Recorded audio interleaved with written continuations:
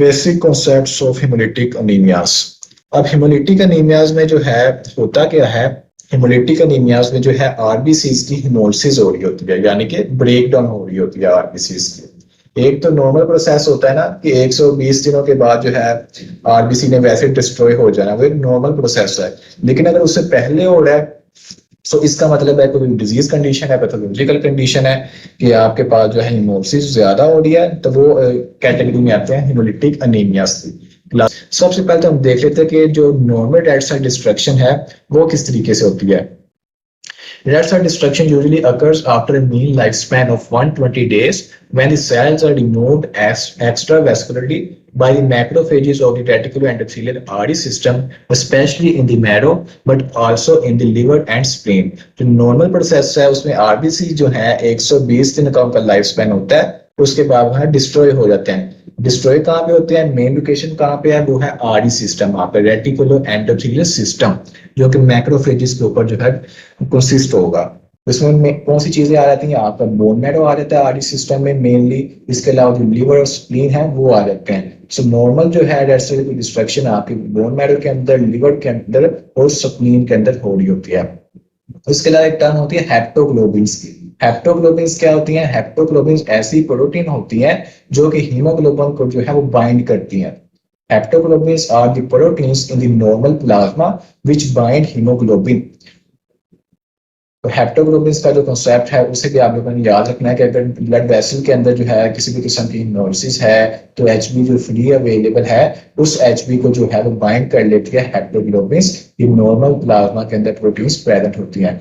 Haemoglobin haptoglobin complex is removed by the RD system. इसके अलावा जो हीमोग्लोबिन हेप्टोग्लोबिन का कॉम्प्लेक्स बनता है उसे भी आरडी सिस्टम रिमूव कर देता है। Intravascular haemolysis breakdown of the red cell within the blood vessels plays little और no part in the normal red cell destruction.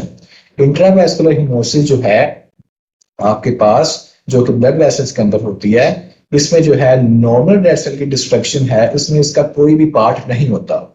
अब समझे यहाँ पे कि दो तरह की हेमोलिसिस होती है, एक होती है एक्स्ट्रावेस्कुलर हेमोलिसिस और दूसरी होती है इंट्रावेस्कुलर हेमोलिसिस।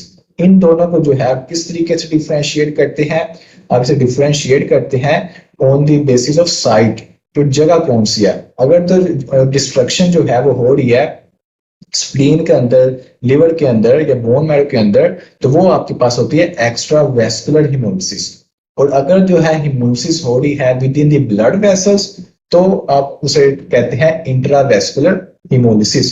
इंट्रा मतलब कि विद इन, वेस्कुलर मतलब कि विद इन दी वेसल्स, कि आपके जो ब्लड वेसल्स हैं उसके अंदर अगर आरबीसी की हेमोलिसिस होती है उससे आप कहते हैं इंट्रावेस्कुलर हेमोलिसिस। और अगर आपको जो है आरडी सिस्टम के अंदर यानी कि लिवर स्प्लीन के अंदर होती है हेमोलिसिस तो उसे आप कहते हैं एक्स्ट्रावेस्कुलर हेमोलिसिस।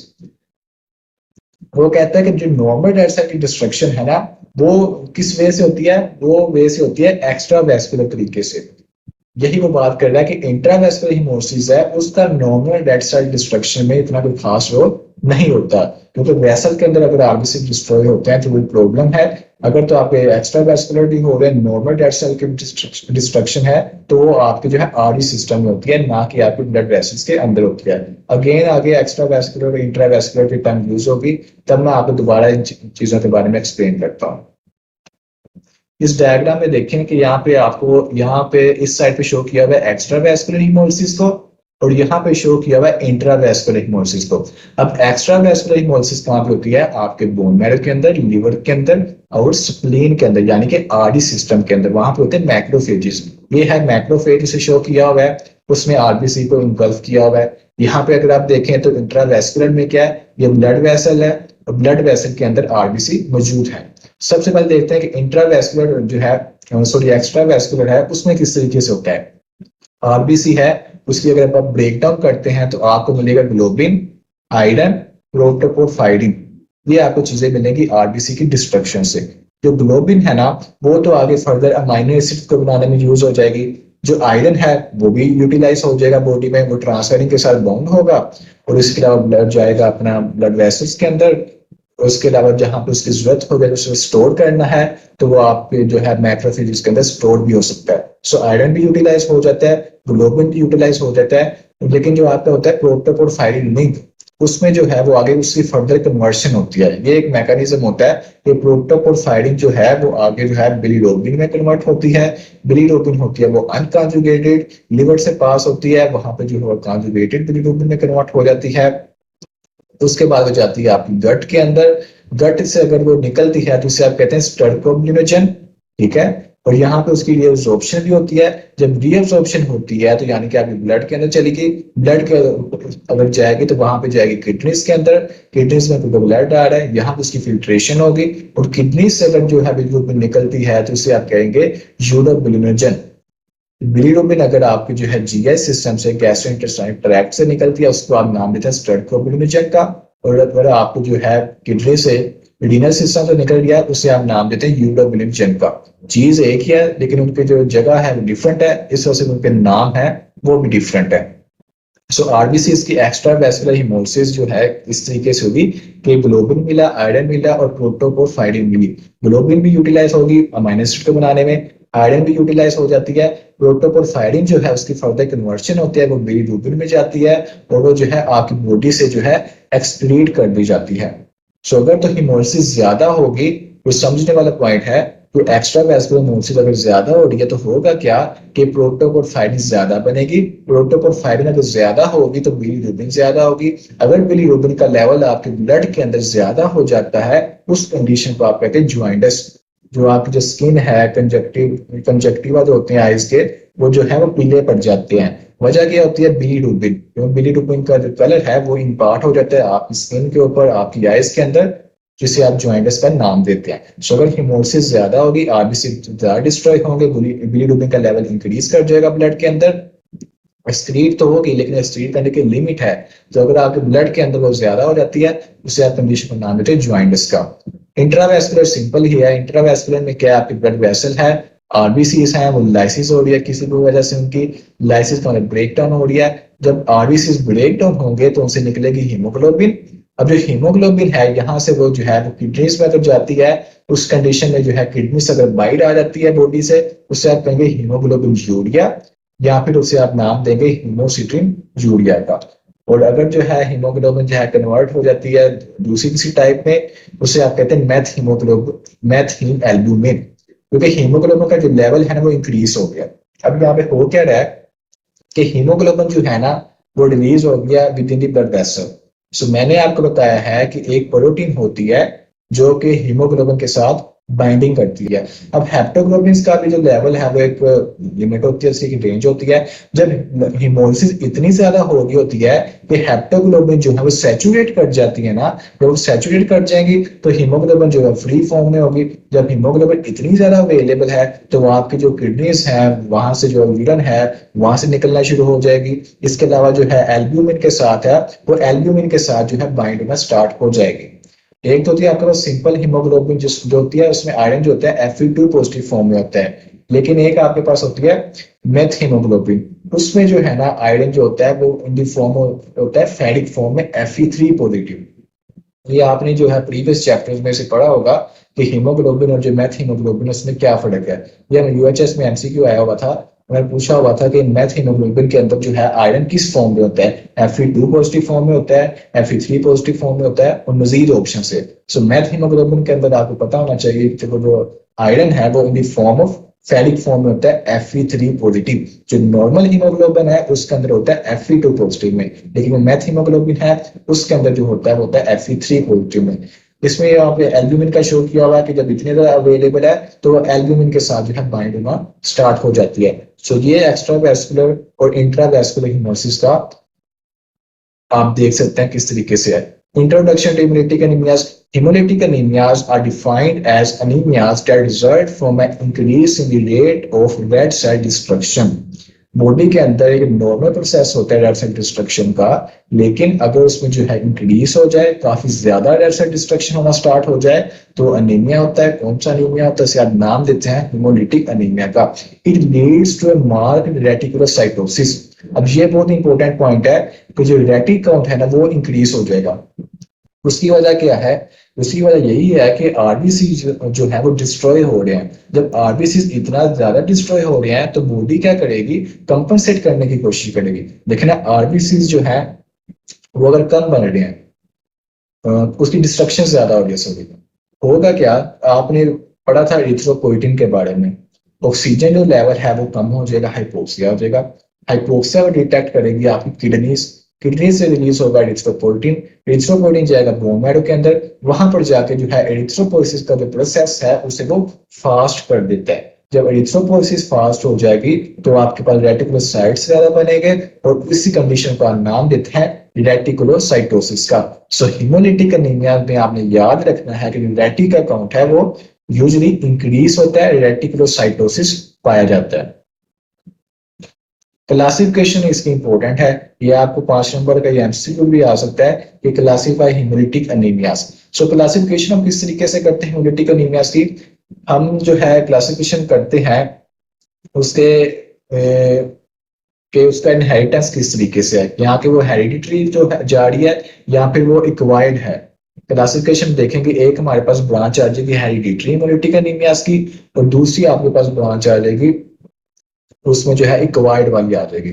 हेरिडिटरी कौन से होते हैं, एक्वायर्ड कौन से होते हैं। इसके अलावा मजीद एक टर्म होती है इंट्रिंसिक की, इंट्रिंसिक डिफेक्ट है या के एक्सट्रिंसिक डिफेक्ट है। सबसे पहले आप जो है ना, मैं आपको टेबल दिखाता हूँ, ये टेबल आपने देखें, इसे आपने याद करना है कि आप दो साइड्स इसकी बनाएं। यहाँ पे आप देखें हेरिडिटरी के सारे हिमोलिटिक एनीमियास हैं, और इस साइड पर जो है एक्वायर्ड के हिमोलिटिक एनीमियास हैं। सो हेरिडिटरी की और एक्वायर्ड जो है दो ब्रांचेस आ जाएंगी। हेरिडिटरी में जो होता है ना डिफेक्ट होता है वो होता है इंट्रिंसिक डिफेक्ट। अब ये पॉइंट जो है ये भी आप जरा ज़हन नशीन पढ़ लें कि सबसे पहले तो हमने क्लासिफाई कर दिया कि एक हमारे पास हेरिडिटरी होते हैं हिमोलिटिक एनीमियास, और दूसरे आपके पास होते हैं एक्वायर्ड हिमोलिटिक एनीमियास।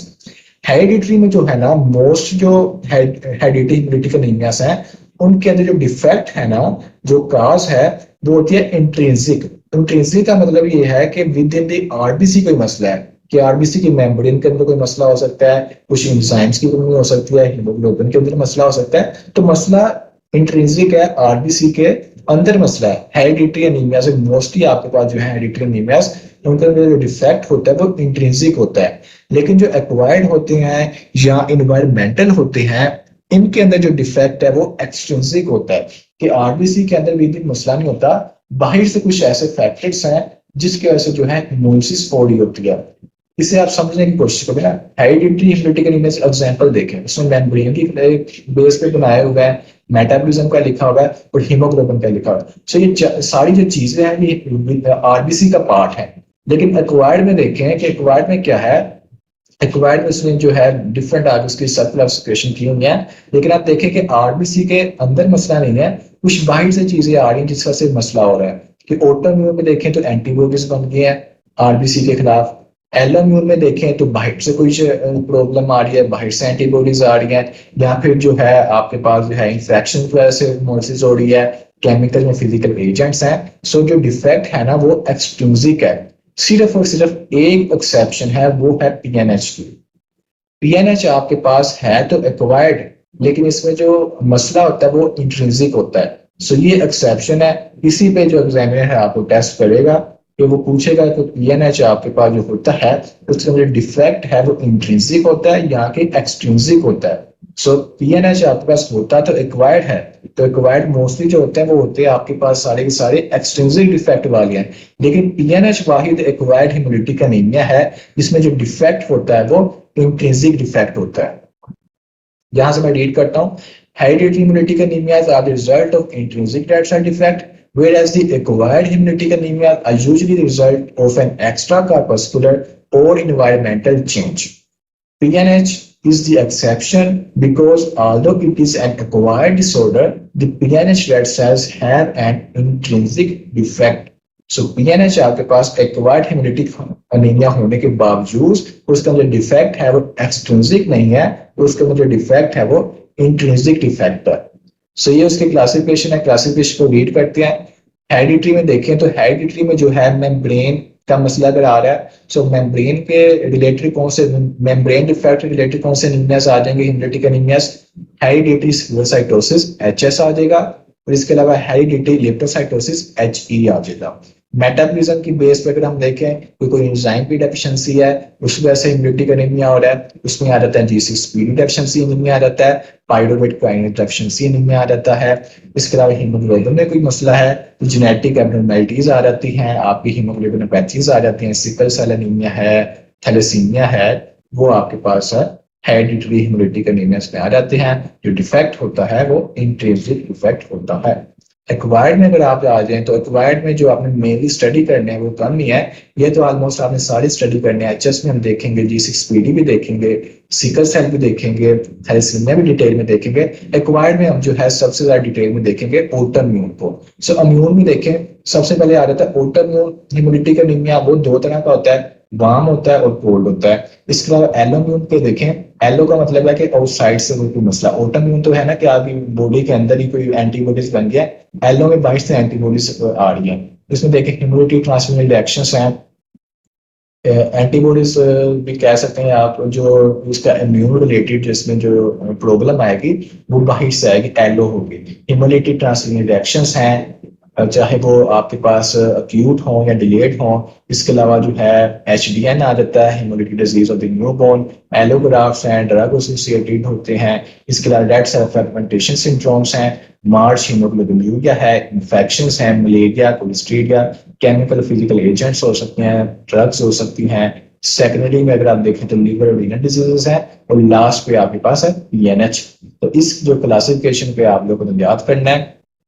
क्लिनिकल फीचर्स में अगर आप देखें तो क्लिनिकल फीचर का जो है, आप बिलीरुबिन का लेवल हाई है तो उस वजह से जो है जॉइंट्स देखने को मिलता है। स्प्लीनोमेगाली देखने को मिलेगी, जो स्प्लीन का साइज है वो इंक्रीज हो गया। अब स्प्लीन का साइज इंक्रीज होने के पीछे वजह यही हो सकती है कि वहां पे हिमोलिसिस जो है वो काफी ज्यादा हो रही है स्प्लीन के अंदर, और लिवर के अंदर भी जो है वो ज्यादा हो रही है, तो उसका जो साइज है वो इंक्रीज हो सकता है।